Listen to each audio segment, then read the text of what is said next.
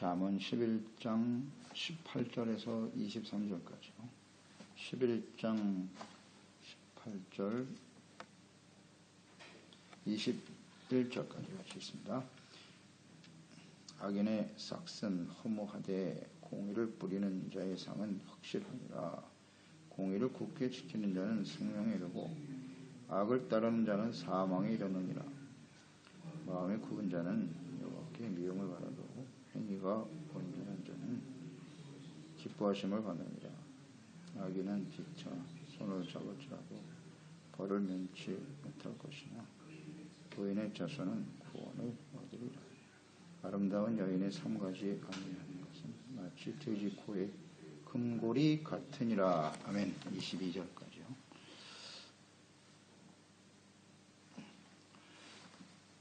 악인과 의인의 종말, 지혜로운 의인과 악인의 특성에 대해서 자세하게 말씀하고 있죠. 이 지혜의 말씀, 잠언 말씀은 모든 시대에 모든 사람들에게 적용되는 진리의 말씀입니다. 이 말씀을 접하면서 나는 어떤 사람인가 그것을 잘 분별할 수 있어야 됩니다. 내가 어떤 사람인가를 알면 나의 삶의 결과는 어떻게 나타날 것인가, 우리의 미래가 보이고요. 현재 우리의 삶에 우리는 어떠한 것을 경험하며 누리며 살아가게 될 것인가를 깨닫게 되는 것이죠. 가늠해 볼 수 있는 것입니다. 18절이죠. 악인의 삭은 허무하다. 공의를 뿌리는 자의 삶은 상은 확실하다. 공의를 뿌리면 상을 받고 악인의 삭은 허무하다. 우리가 계속 전도서를 통해서도 묵상이 됐지만 우리의 삶이 허무하다. 이 허무함을 느낀다라고 하는 것은 하나님을 떠나버린 하나님이 없는 사람들의 공통적인 성향이죠. 나이가 들면 들수록 또 많은 것을 성취한 것 같지만 찾아오는 허무함을 지워버릴 수가 없죠. 그래서 우리가 계속 생각합니다.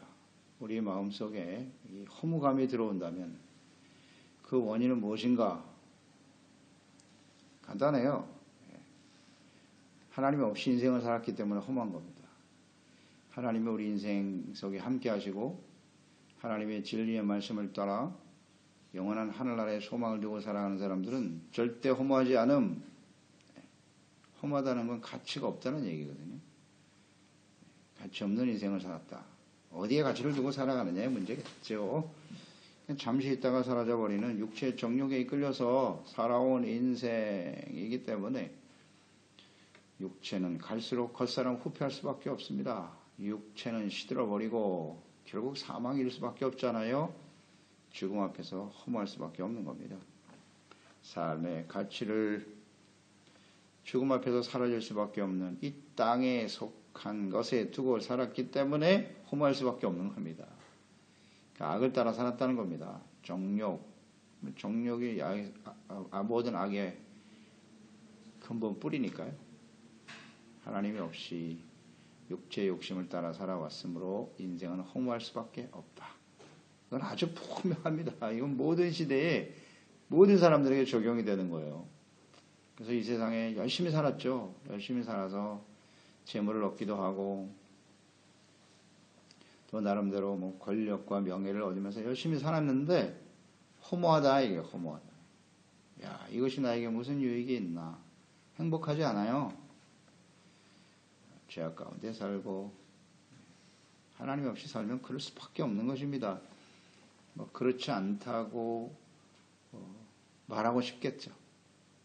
그렇게 생각하려고 아무리 애를 써도요, 숨길 수가 없는 겁니다. 숨길 수가 없어요. 사람들의 그 마음의 그 허망함을 그래서 명품으로 그냥 온 치장을 다하고 말이죠. 화려한 집을 짓고 그렇지만 그 허무함은 지워버릴 수가 없어요. 절대로요.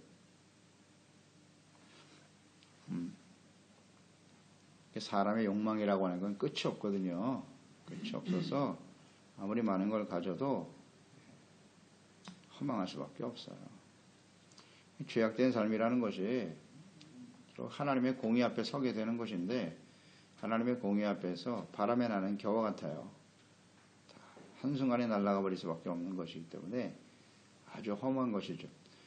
그래서 하나님의 말씀을 잘 듣고 지켜 행하는 사람이 반석 위에 집을 지은 지혜로운 사람이지만, 그렇지 않은 사람은 모래 위에 집을 짓는 어리석은 자라 그랬죠.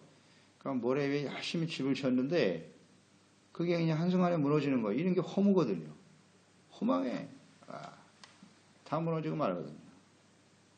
그래서 허망한 겁니다. 모래 위에 집을 짓는 어리석은 인생들아.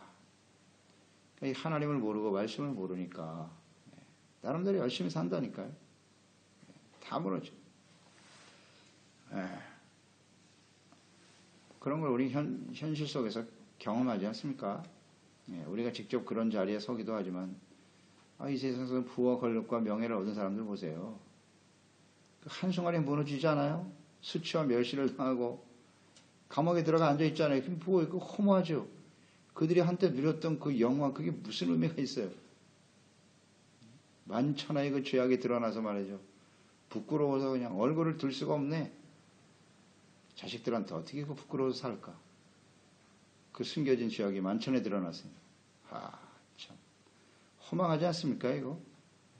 그런 걸 보고 배워야죠. 깨달아야지. 이런 게 진리죠. 허망합니다. 특히 하나님 앞에서, 하나님의 공의 앞에서 숨길 수가 있겠어요? 다 사라지죠. 그 허무한 것을 붙들고 산다는 게 얼마나 어리석음입니까? 지혜를 안다는 것이 소중한 것이죠. 그러니까 공의를 뿌린 자, 공의를 심는 자, 공의를 따라 살아온 사람은요, 그 상이 확실하다. 하나님이 공의로우신 분이시거든요. 주님의 그 약속이, 신실한 약속이 그대로 이루어져요.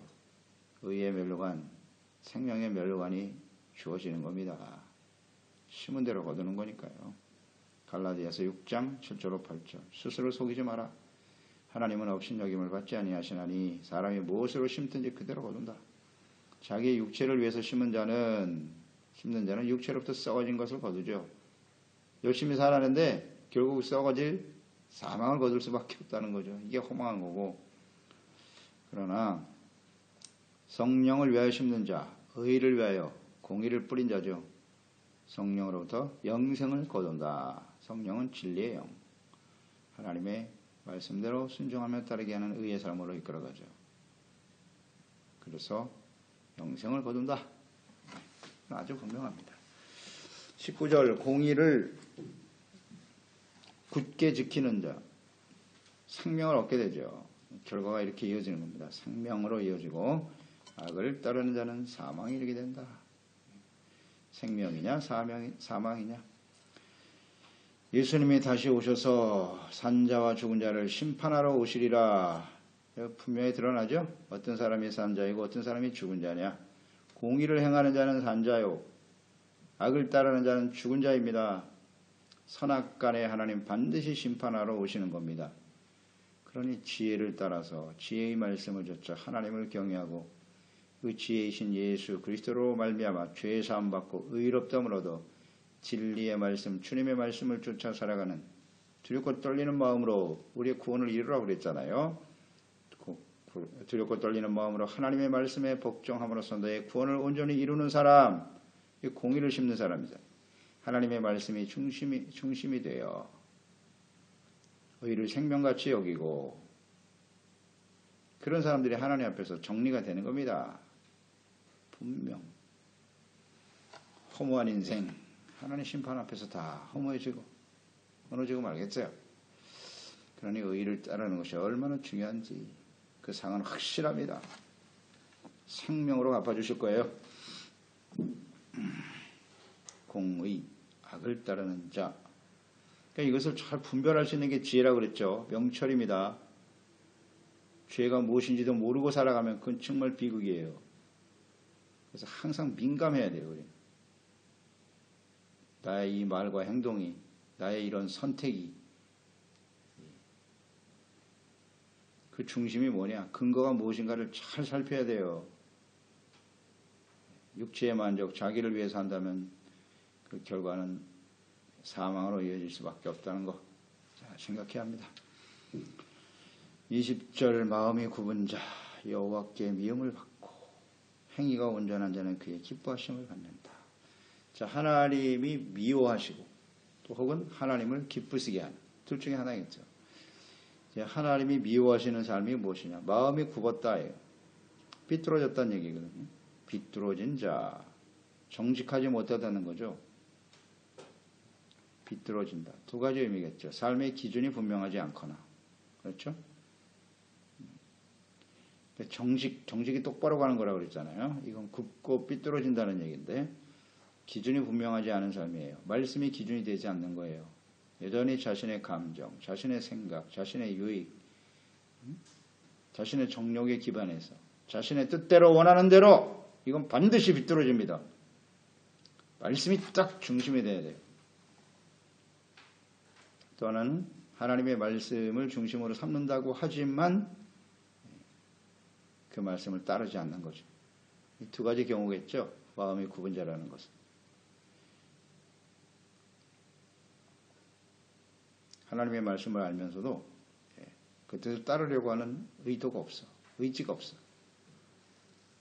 잘 깨닫지를 못해. 분별력이 없어. 결과는 마찬가지다. 이런 걸 생각하세요. 마음이 굽은 자예요. 그런 사람은 하나님께 미움을 받는다. 악을 향해서 달려갈 갈 수밖에 없거든요. 비뚤어진다는 건 악으로 간다는 얘기입니다. 말씀을 몰라. 깨닫지를 못하거나 알지만 이게 더 심각하죠, 사실은. 하나님의 말씀을 알면서도 고의로 그 길을 간다.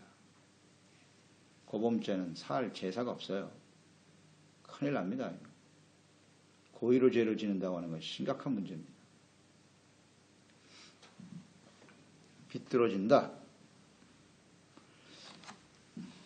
하나님이 미워하시는 일, 우리가 잠언서 6장에서 봤죠.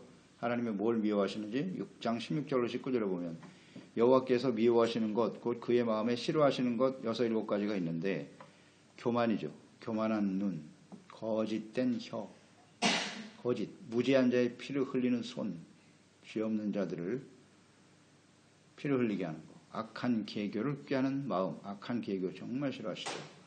빨리 악으로 달려가는 발, 거짓을 말하는 망령된 증인, 이거 정말 싫어하세요. 형제 사이를 이간하는 자, 하나님이 정말 미워하십니다. 여기에 해당되지 않도록 조심해야 돼요. 교만, 거짓, 무지한 자의 피를 흘리는, 그래서 악한 계교, 사람들을 모함하고,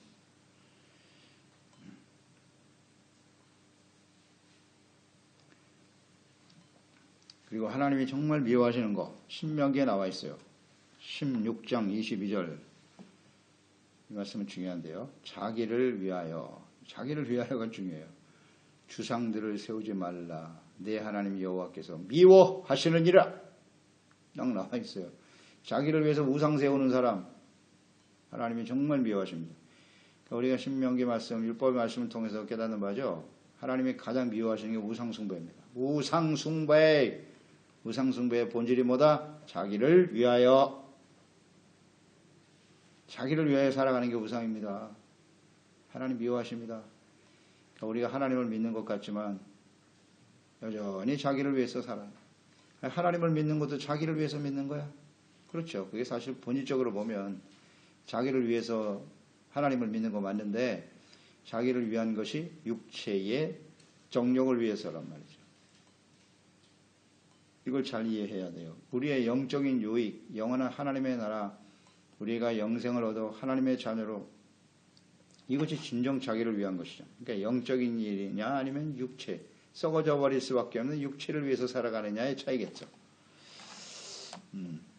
여기서 자기를 위한 것이라는 것은 오직 자신의 육체의 정욕과 안목의 정욕, 이생의 자랑을 만족시키려고 하는 삶을 의미하는 것이겠죠. 하나님이 매우 싫어하세요. 미워하신다. 잊지 말아야 돼. 우상숭배. 또 행위가 온전한 자는 의로운 사람이죠. 의로운 사람입니다. 그래서 잘 생각해야 합니다. 하나님이 기뻐하신단 말이에요. 이런 사람들은. 또 성경에 보면 이런 내용들이 많은데요. 하나님이 기뻐하시는 게 뭔가? 시편 51편 19절에 보면 그때 주께서 의로운 제사와 번제와 온전한 번제를 기뻐하시리니 그때에 그들이 스스로를 주의 제단에 드리리이다. 주님께서 기뻐하시는 게 뭐냐면 의로운 제사예요. 제사. 번제, 즉 온전한 번제를 기뻐하신다. 번제와 제사. 제사와 번제의 본질은 뭐라 그랬죠? 제사는 무엇 때문에 드린다? 속죄거든요. 속죄. 속죄와 그다음 하나님과의 화목이거든. 속죄라고 하는 것은 의를 사모하는 마음이에요. 제사라고 하는 것은 죄를 버리는 거잖아요. 하나님 앞에서 의를 회복하고자 하는 간절한 마음이잖아요. 이것이 곧 깨어진 마음이고 하나님은 이걸 기뻐하신다니까요. 통회하는 자의 마음을 기뻐하세요. 하나님은. 우리가 완전한 죄인입니다. 그건 하나님을 속이는 거고요. 하나님 앞에서 죄 없다 하는 것은 거짓이라 그랬잖아요. 죄를 진심으로 깨닫고 회개하고 돌이키고 애통하는 자 눈물을 흘릴 수 있는 이런 걸 하나님이 정말 기뻐하신다고요. 온전한 제사, 의의 제사. 죄악을 그대로 품고 말이죠. 자신이 죄가 없는 것처럼 앉아서 예배드리는 것 정말 견딜 수 없어 하세요. 하나님께서. 그런 제사는 받지 않으세요. 시편 147편 11절 여호와는 자기를 경외하는 자들과 그의 인자하심을 바라는 자들을 기뻐하시느니라. 잘 보세요. 여호와는 자기를 경외하는 자. 자기를 경외하는 자는 하나님 앞에서 겸손하게 두렵고 떨림으로 자신의 죄를 깨닫고 하나님의 인자하심을 바란단 말이에요. 인자, 자비와 긍휼. 자비와 긍휼을 소망하고 바라고 간절히 찾는 사람 기뻐하신다. 아멘. 하나님을 경외하는 게 지혜니까요. 솔로몬처럼 지혜로운 마음을 구해야죠. 선악을 분별하게 하시고 아뿐만 아니라 다른 사람들을 바른 길로 인도하게 해주세요. 이런 걸 하나님 얼마나 기뻐하시겠습니까? 그 다음 히브리서 13장 16절에 보면 오직 선을 행함과 서로 나누어 주기를 잊지 말라. 하나님은 이 같은 제사를 기뻐하시느니라. 선을 행함과 선을 행하는 게 지혜, 정직, 공의 아니겠습니까? 의를 행하는 것이죠. 하나님 앞에 겸손히 행하는 거요. 사람을 불쌍히 여기는 게 선이라 그랬죠. 의를 행하는 게 선이죠. 나누어 준다. 재물이 하나님의 것임을 인정하고 하나님과 이웃과 함께 나눌 수 있는 사람. 이런 거 기뻐하신다. 참 어렵지 않는데요. 하나님을 기쁘시게 하는 게 어떤 면에서 보면요. 또 로마서 12장 1절이죠. 그러므로 형제들아 믿음으로 이롭다함을 얻은 너희들은 하나님의 모든 자비하심을 너희를 권하니 너희 몸을 하나님이 기뻐하시는 거룩한 산 제물로 드려라. 하나님 앞에 거룩하게 거룩함과 의로움과 진실함으로 하나님께 헌신하여 드려지는 인생. 이것을 하나님이 기뻐하신다는 거죠. 이게 빛과 소금으로 살아가는 사람이고 이것이 너희가 드릴 영적 예배니라. 온전한 예배자. 이걸 기뻐하세요.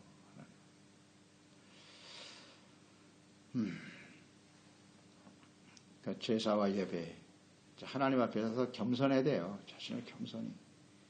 또 죄에 대한 깨달음을 가지고 정말 안타까워하고 어떻게 하면 하나님의 말씀과 뜻대로 살아갈 것인가. 진지한 제사를 하나님께 나아가는 그런 사람을 아주 좋아하세요. 이 삶을 계속 유지하는 게 필요하겠죠. 계속 유지해가는 거예요. 언제부턴가 예배가 형식이 되고 아무리 봐도 내 죄가 생각이 안 나. 나는 이제 완벽한 의인인 것 같아. 이 위험한 겁니다. 말씀을 들으면서 콱콱 찔려야 되거든요. 그래서 깨닫고 회개하고 돌이킨 사람을 계속해가는 사람, 그 사람 하나님 기뻐하세요. 기뻐하십니다. 21절 악인은 서로 손을 잡을지라도 벌을 면치 못하나 의인의 자손은 구원을 얻는다. 네. 의인은 서로 손을 잡아도 하나님의 형벌 심판 피할 수 없어요. 또 악인은 악인끼리 손을 잡아. 그래서 하나님 없이도 우리가 잘 살아봅시다. 이게 대표적인 예가 바벨탑이에요. 바벨탑. 하나님 왜 바벨탑 무너뜨린지 아시죠? 하나님의 심판을 면해보자는 거예요. 창세기 6장에서 노아의 홍수 시대가 홍수 심판을 경험한 이들이 창세기 11장에서 바벨탑을 쌓지 않습니까? 그래서 우리가 하늘에 닿아보자는 거예요. 우리 힘으로 한번 손을 잡아서 우리가 높은 바벨탑을 쌓고 물이 쏟아주는 그런 심판이 일어나도 여기서 우리가 살아보자는 거예요. 어리석어요. 하나님이 이거 싫어하시거든. 그렇습니다. 악한 자들은 아무리 서로 손을 잡고 힘을 합쳐도 안 돼요. 하나님의 심판을 면할 수 없습니다. 이 이스라엘 역사에 계속됐죠. 이스라엘 역사에 하나님께서 패역한 백성들, 우상숭배하는 백성들을 심판하기 위해서 전쟁을 일으키시잖아요. 그러면 그 전쟁을 피해보겠다고 주변에 힘 있는 사람들에게 성전에 있는 금과 보물을 갖다 바치잖아요. 갖다 바치면서 우리 살려달라고. 그게 하나님의 심판을 면할 수 있을까요? 어리석은 사람들. 이 계속되잖아요. 계속돼서 결국 마지막 바벨론의 심판 앞에 서게 될 때도 또 애굽에 가서 손 내밀고 바벨론이 쳐들어온다니까. 이런 어리석은 사람들이 있나. 하나님께 돌아오질 않아요. 회개하면 되는데. 그러니까 인간적인 방법으로 해결해 보려고 한단 말이에요. 겸손히 하나님 앞에 나오면 되는데. 참 이런 게 어리석은 거예요. 어리석은 거. 성경을 통해서 우리가 교훈을 얻어야죠. 그래서 예레미야 17장 5절로 6절 아닙니까? 여호와께서 이같이 말씀하시니라. 무릇 사람을 믿으며 육신으로 그 힘을 삼고 마음이 여호와에게서 떠난 그 사람은 저주를 받을 것인데 그는 사막의 떨기나무 같아서 좋은 일이 오는 것을 보지 못할 거야. 광야, 간조한 곳, 건건한 땅, 사람이 살지 않는 땅에 살게 될 것이다. 이 하나님이 분명히 말씀하셨잖아요. 예레미야 선지자를 통해서. 예레미야 시대가 바로 그런 시대 아닙니까? 바벨론 심판. 그걸 피해보겠다고 사람의 힘과 능력을 의지하면서 어리석다. 이게 모든 시대에 모든 사람에게 다 적용이 되는 겁니다. 너무 사람만 의지하며 살려고 하지 말아요. 그러나 의인의 자손은 반드시 구원을 받는다는 거죠. 그러니까 하나님 앞에서 내가 지금 악인이냐 의인이냐를 잘 분별할 줄 알고 악인이면 빨리 회개하고 돌이켜서 주님을 의지하면 간단하게 해결되는 겁니다. 그럼 구원이 임하는 거죠. 우리가 왜 예수님을 믿어야 하는지 예수 그리스도의 십자가가 얼마나 소중한 것인가를 깨달아야죠. 의의 삶이 얼마나 중요한지 의에 줄이고 목마른 자는 복이 있나니 배부를 것이다. 영육간에 참된 만족을 얻을 수 있다는 거 아닙니까?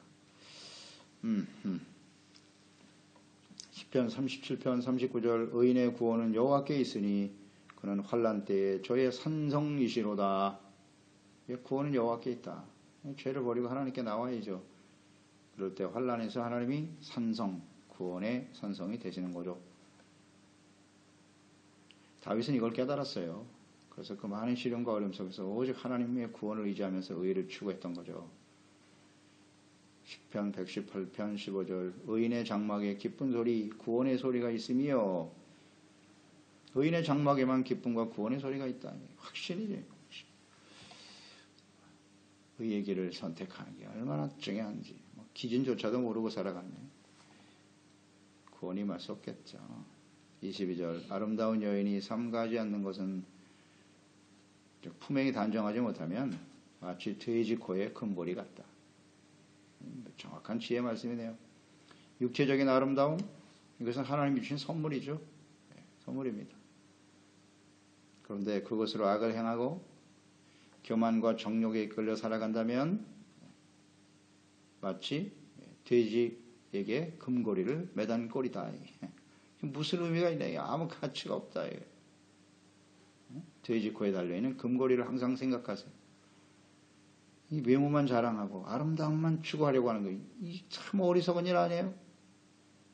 요즘 성령이 대세를 이루고 이게 어리석음이에요. 이렇게 외모가 아름답다는 걸 이거 교만하면요, 자랑하기 시작하면 반드시 이 사탄의 유혹에 걸려요. 걸리게 되어 있습니다.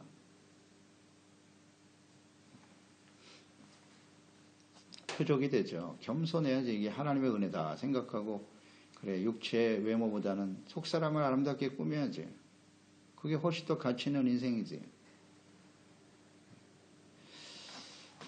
돼지코의 금고리 항상 생각하세요. 돼지코의 금고리. 뭐 이렇게 외모에 치장을 하려고 애를 써.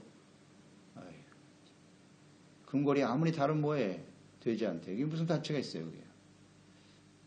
썩어지고 버려지고 말 인생인데 거기에 시간 낭비하고 물질을 낭비하고 참 이런 어리석은 사람들이 얼마나 많은지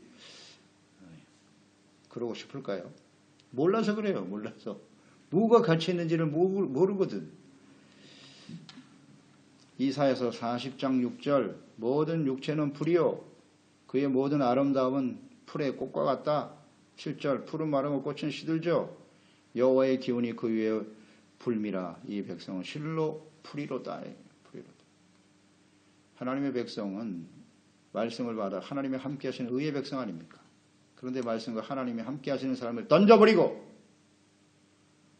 세속적이고 우상숭배에 빠져 그리고 거기서 아름다움을 추구해요. 풀과 같이 말라버린 어리석은 인생이다.